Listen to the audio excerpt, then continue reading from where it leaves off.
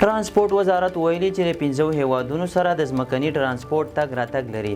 د ټرانسپورټ او هوایي چلند وزارت د واټ مرستیال دغه وزارت د یو کلنو لاسته راوړنو تشریح پروګرام کې وایي چې د نړیوال ترانسپورټ په برخه کې د مهال افغانستان د ځمکني ترانسپورټ له لارې 15 هیوادونو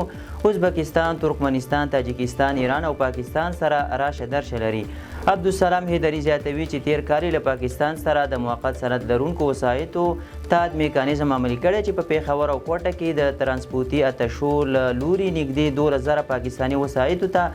د تاد سندونه ویشل شوي او همداراز په کابل او کندهار کې هم نږدې 2000 افغاني وسایطو ته د تاد سندونه توزیع شوي دي. د ټرانسپورټ وزارت مسؤلین همداراز وایي چې د نړیوال ترانسپورټ په برخه کې تیر کال 1380 افغاني موټرو ته چې ایران ته تګ راتګ کوي تخنیکي اسناد هم ورکړل شوي دي. هغه همداراز ویلي چې اوس مهال د هیواد په کچه 584 باربري او 215 مسافر وړونکي ترانسپورټي شرکتونه فعالیت لري او په منظم ډول هیوادوالو ته خدمتونه وړاندې کوي.